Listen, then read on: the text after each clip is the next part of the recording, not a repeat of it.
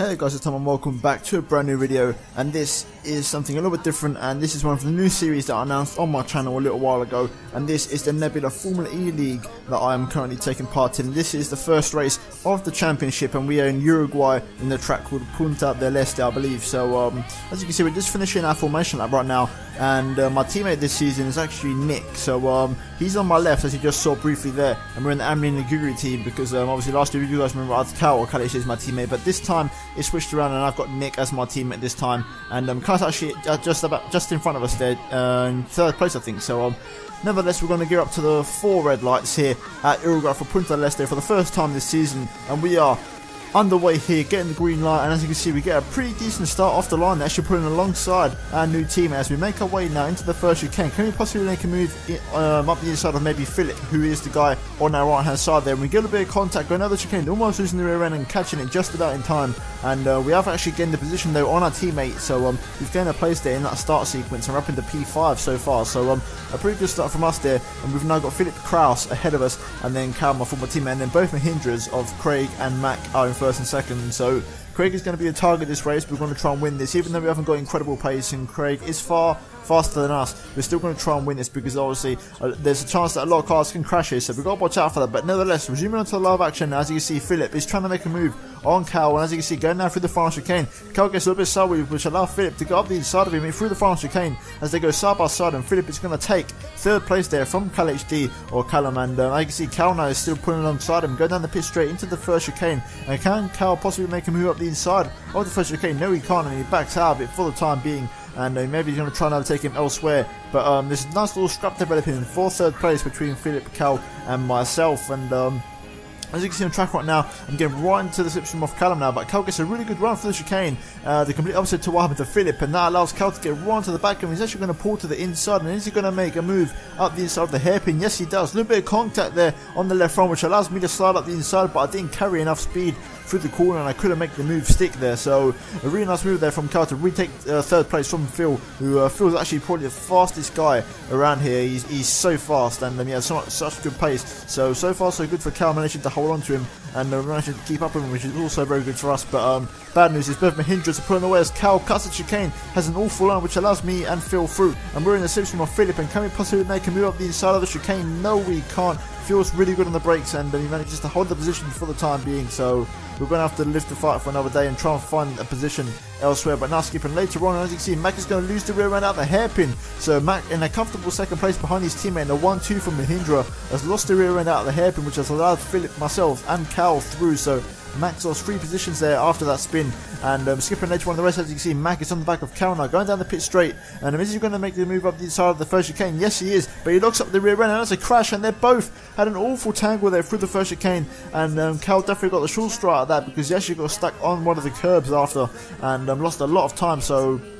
I do believe Matt got some sort of penalty out because of that incident, because he locked his rear brakes. But skipping all the way later on to lap 17, as you can see, Craig is in the pit lane now, and this is going to be a one-stop race, and the pit window was from lap 17 to lap 27, I believe. So we had a pit window in which to pit in, and it was mandatory that we pit in that window. So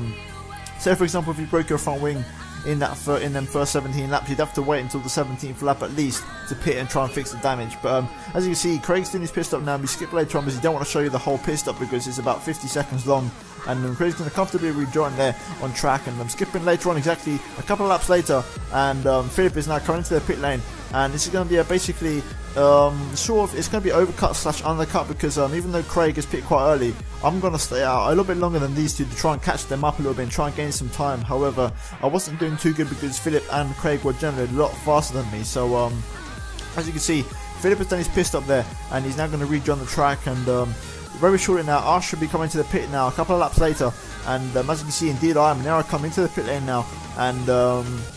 let me know what you think of the car guards, by the way. I suggested to the guy who was improving the liveries to have a look at them, because as you can see, the Amlin doesn't look exactly like it did last season in real life. It's a bit different. It's got the light blue there on the front, but as you can see, we're coming in for our pit stop, and I just got a word from race control that Craig actually sped in the pit lane during his pit stop, so he's had to come in and do a drive-through, which he did a couple of laps ago. As you can see, here's Craig on board now. We've come out ahead of him there. As you can see, there we are down in distance, so we've managed to come out ahead of Craig, which is crucial for us. However, now we've also got a drive-through because we also sped in the pit, and as we hit the wall as well, get a little bit of damage on our right front suspension, but we've got a drive-through ourselves. So as you can see, a couple of laps there, we're coming into the pit lane now to serve our drive-through. And guys, I can't believe I'm going to say this, but as you can see now, as we come into the pit lane, we actually speed once again by going a little bit over the speed limit on the entry, not being able to slow the car down in time, because this isn't like a Formula 1 car where if you press the brake, the car just instantly slows down. This takes a couple of seconds, you know, almost like 10 seconds to get the car fully down to a full halt. So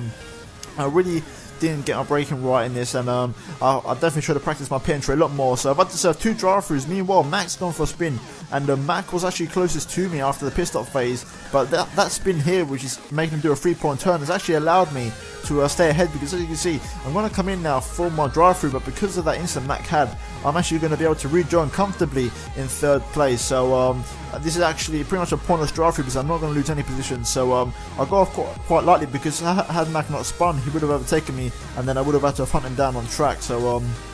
good news about this is that we keep our 3rd place, and we're just going to have to try and bring the car home now, take it nice and easy, and bring that car home comfortably. And skipping later on in the race, and as you can see, Mac actually runs really deep at the final chicane, and gets himself in a really awkward position here, because these cars are not designed for a flick spin due to their low power. So unlike an F1 car where it's so easy just to do a 360, you have to do a 3-point turn in these. And skipping later on, and Mac does yet another mistake, losing his front wing. So Mac has really been in the walls this race and has made a lot of mistakes, which will probably cost him a solid podium position. And this is what I was saying about this race, guys. At the end of it, we only actually had about, I think, 6 finishes, and this is because so many people crashed out of the race. There's just so many DNFs, and this was the strategy of this race for me: just try and keep it out of the wall, and I'd get a good position and a good reward for it. And as you can see, Mac has had to have a little bit of a diversion because he's made another little mistake, and now the race leader Philip Kraus is coming around to lap Mac. As you can see, Mac's there ahead of him, going through the chicane, and here comes Philip through the chicane. Now Mac spun once again, and Philip's going to go into the wall and lose his front wing.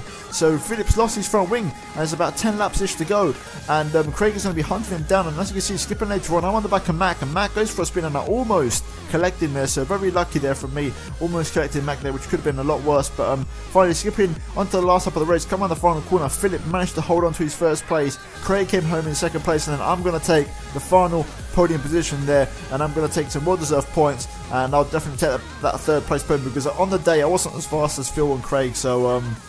that was realistically pretty much as good as I could have got in terms of the position. But nevertheless, guys, hopefully you enjoyed this video, and this wasn't the best race, I must admit. It was quite boring, but hopefully the next races will be a lot better, because this, in my opinion, is not the best street track. It's very narrow and not really designed for overtaking, but hopefully the next ones are better. That's about it from me, guys, and if you're new in here, be sure to subscribe, and remember to like the video, follow me on Twitter down below at Tom97HD, and I'll see you guys next time. But from me, goodbye, guys.